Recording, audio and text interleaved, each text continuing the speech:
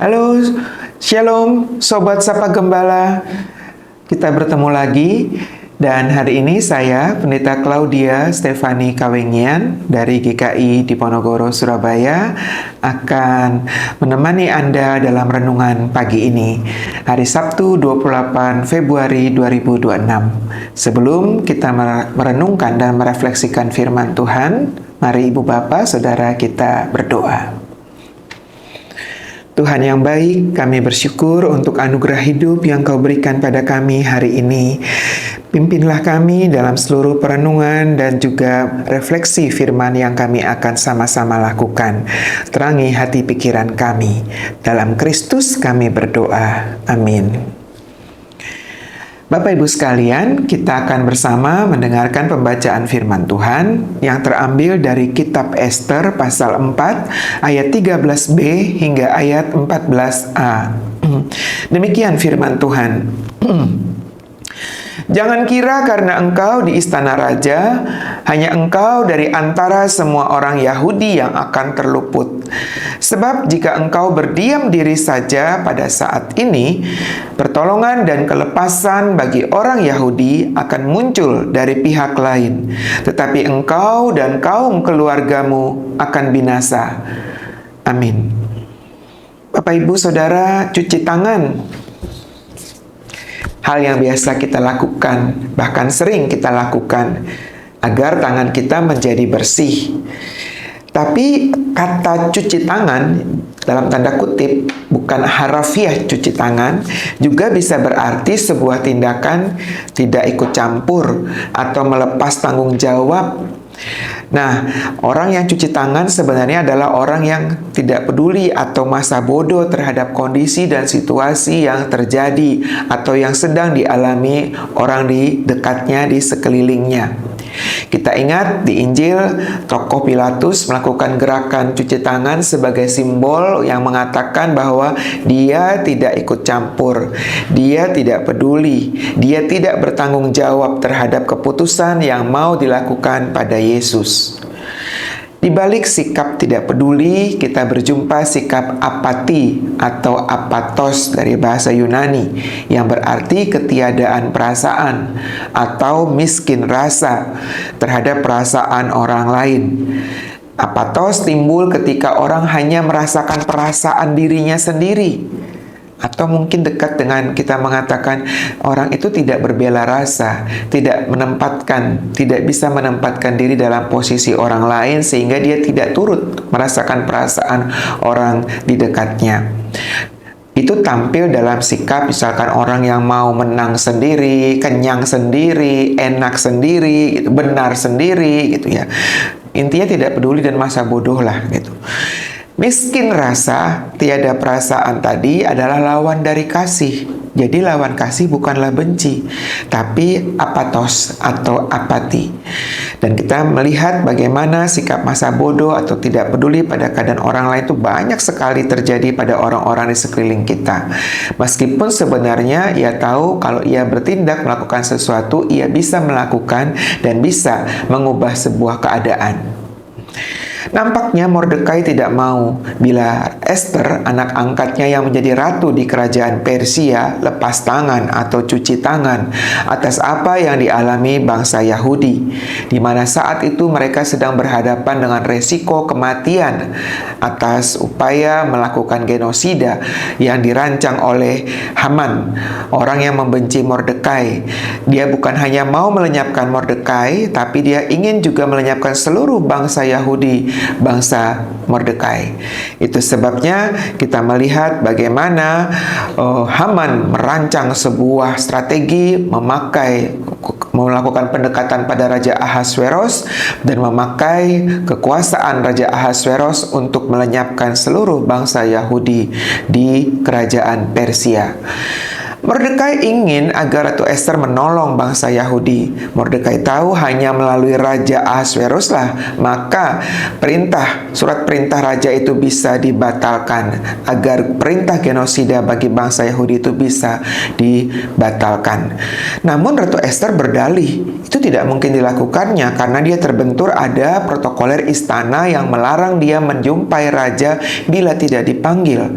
Bila protokoler istana itu dilawan, maka resikonya kematian. Kecuali bila raja berkenan memanggil orang tersebut dengan mengulurkan tongkat emasnya, maka orang itu masih mungkin untuk hidup dan tidak dibinasakan. Jadi ada resiko yang sangat besar. Namun meskipun alasan itu terdengar benar, bisa masuk akal dan diterima oleh Mordekai, tapi Mordekai tetap mengingatkan Ratu Ester bahwa sebenarnya Ratu Ester bukan hanya berhadapan dengan ancaman hukuman mati karena melanggar protokoler istana bila menemui Raja Ahasverus. Sebenarnya Ratu Ester juga mengalami ancaman kematian dari genosida yang dirancang oleh Haman, karena bagaimanapun Ratu Ester adalah seorang Yahudi. Jangan kau kira karena kau ada dalam istana maka hanya kau sendirilah yang akan lepas dari kematian itu.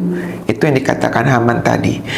Entahkah mati karena melanggar aturan protokoler istana ataukah mati karena genosida. Jadi sebenarnya Ester menghadapi resiko kematian juga gitu. Mordekai mengingatkan Ratu Ester bahwa dia punya kesempatan untuk menemui Raja Ahasverus. Dan meskipun ada resiko kematian, tapi satu-satunya yang punya akses berjumpa raja tentulah hanyalah Ratu Ester, bukan yang lainnya. Ratu Ester kemudian memilih untuk turun tangan. Dia memilih untuk tidak cuci tangan atau lepas tangan. Dia mengambil resiko kematian melanggar protokoler. Dan karena sadar ancaman kematian itu juga ada padanya, maka Ratu Ester meminta dukungan dari semua bangsa Yahudi. Dukunglah dia, doakanlah dia, berpuasalah untuknya selama 3 hari. Agar upaya atau misi penyelamatan yang akan dilakukannya menjumpai Raja Ahasverus dan bisa membatalkan perintah genosida tersebut dapat bisa tercapai. Pada akhirnya kita melihat bagaimana misi tersebut berhasil. Nah, Ibu Bapak Saudara sekalian, tidak sedikit orang bersikap apatos atau apati, tidak peduli pada kesusahan atau penderitaan yang dialami oleh orang-orang di sekelilingnya. Padahal sekali lagi bila dia bertindak, dia bisa mengubahkan keadaan. Dia bisa menyelamatkan satu kehidupan. Dia bisa saja membatalkan kehancuran. Ketika saat ini kita semua sedang berhadapan dengan realita di mana menyaksikan kondisi yang jauh dari ideal, bahkan sebenarnya sangat menyedihkan. Keadilan dan kebenaran dijungkir balikan secara terang-terangan. Kejahatan merajalela. Banyak orang menderita karena kebijakan yang tidak pro rakyat. Hukum tajam kepada rakyat kecil, tumpul pada orang-orang penguasa. Kondisi politik kita karut-marut. Alam dijarah, hutan dihancurkan, dan kekayaan alam dikuras habis di seluruh wilayah negeri kita. Banyak orang meratap kehilangan rumah, kehilangan tempat tinggal, kehilangan hutan tempat dia mencari makan, hutan tempat dia menemukan daun obat-obatan, hutan tempat dia terkoneksi terhubung dengan leluhurnya, tempat anak-anak mereka bermain. Laut tempat mereka para nelayan mencari hasil laut untuk nafkah keluarganya sudah semakin sempit dan sulit untuk mereka capai karena terhalang oleh pagar-pagar laut, tembok-tembok keras dan kokoh yang dibangun oleh para penguasa. Kita mendengar jeritan guru-guru honorer di berbagai pelosok daerah. Berbulan-bulan mereka tidak dibayar honorariumnya. 1 bulan cuma 100.000 saja pun tidak bisa untuk disalurkan secara tepat waktu. Mereka juga manusia, mereka juga butuh makan. Dan yang sangat menyedihkan, belum lama kita mendengar cerita seorang anak SD kelas 4 SD di Ngada, Nusa Tenggara Timur, memilih untuk bunuh diri mengakhiri hidupnya karena tidak mau menjadi beban bagi orang tuanya yang tidak mampu membelikan peralatan sekolah baginya.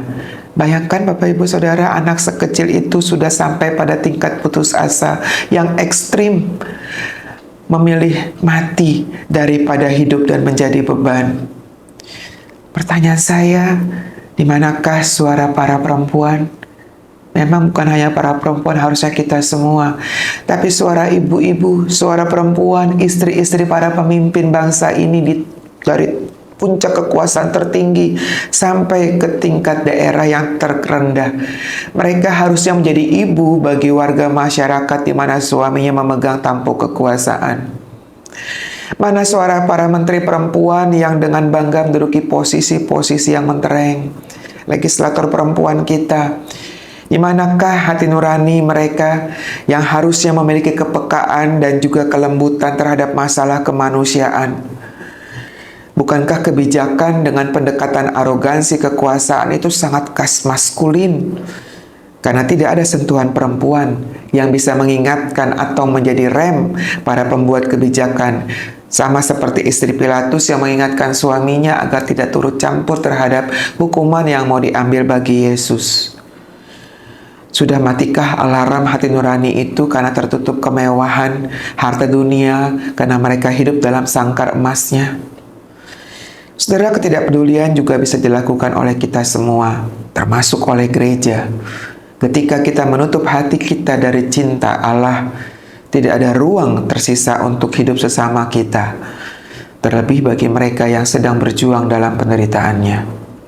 Maka yang ada dalam hati ini hanyalah kenikmatan dunia yang menjadi orientasi dan juga prioritas hidup.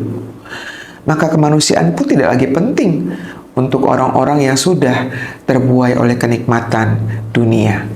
Hari ini pesan Mordekai bergema mengingatkan kita semua, jangan kita berdiam diri saja. Kalau itu pilihan kita cuci tangan atau lepas tangan, ingatlah, ketahuilah Allah punya cara dan jalannya sendiri untuk bertindak menyelamatkan umatnya atau mengubahkan keadaan yang ada. Tetapi bisa jadi ketidakpedulian kita pada kehidupan ini dan keadaan di sekeliling kita akan menjadi akhir dari hidup kita dan hidup orang-orang yang kita cintai. Dietrich Bonhoeffer, teolog Jerman terkemuka yang melawan rezim Nazi, dia pernah berteriak lantang, "Gereja, mana kesaksianmu?" Banyak gereja memilih diam, bermain aman melihat kebencian atas genosida yang dialami bangsa Yahudi yang dilakukan Hitler dan Nazi. Bonhoeffer berteriak kritis, "Mengapa kalian mendekati kekuasaan dan bukan mendekati para korban kesewenang-wenangan penguasa?" Gereja akhirnya terpecah dua. Ada yang mendukung Hitler, menyebut atau disebut sebagai gereja negara. Ada yang menentang Hitler, disebut gereja yang mengaku. Dan salah satu bentuk kesaksian gereja yang mengaku adalah memberi perlindungan pada orang-orang Yahudi yang diburu oleh Nazi, taruhannya nyawa mereka. Dalam bukunya yang berjudul Mengikut Yesus, Bonhoeffer menulis, Kristus memberi anugerah kepada kita, bukan anugerah yang murah, melainkan anugerah yang mahal. Anugerah yang murah adalah anugerah tanpa harus menderita dalam mengikut Yesus. Sebaliknya, anugerah yang mahal menuntut pengorbanan dari kita dalam mengikut Yesus. Itu mahal sebab kita harus mengikut Dia dan kita membayarnya dengan hidup kita sendiri. Tetapi itu anugerah sebab yang kita ikuti adalah jejak Kristus, dan buahnya adalah hidup sejati bersamanya. Anugerah yang murah adalah musuh gereja. Sekarang kita semua harusnya sedang berjuang untuk anugerah yang mahal. Nah saudara, bukankah kita juga ingat ucapan Yesus? Sebab barang siapa menyelamatkan nyawanya, dia akan kehilangan nyawanya. Tetapi barang siapa kehilangan nyawanya karena aku, ia akan memperolehnya. Matius 16 ayat 25. Nah, masih memilih cuci tangan, lepas tangan, atau Anda memilih turun tangan, mengerjakan bagian Anda, mewujudkan kasih Allah, menegakkan kebenaran, memperjuangkan keadilan, dan juga mewartakan kabar baik dan melakukan tindakan yang mengubahkan keadaan menjadi lebih baik, membawakan kehidupan, menentukan arah kebijakan gereja yang benar, dan bukan membiarkan pembusukan terus terjadi yang berujung pada kehancuran kita semua. Saudara, mari kita wujudkan itu dalam kata, karsa, karya, di mana saja kita berada, sebagai apapun kita. Amin. Kita berdoa. Terima kasih Tuhan, kami boleh mengingat kembali akan tanggung jawab dan panggilan kami sebagai gereja, sebagai umat Allah, sebagai murid Kristus. Tolonglah kami untuk berani melakukan kebenaran dan menghadirkan keadilan, menghadirkan kehidupan-Mu, mewujudkannya dalam realita hidup kami. Sekalipun berhadapan dengan tantangan dan resiko, kuatkanlah kami, lindungilah kami, pimpin kami senantiasa. Kami mohon berkat-Mu menyertai sepanjang perjalanan hidup kami di dunia ini dan seluruh aktivitas hari ini. Terima kasih Tuhan. Dalam kuasa-Mu kami berdoa. Amin. Sampai bertemu lagi pada kesempatan mendatang. Tuhan memberkati kita semua.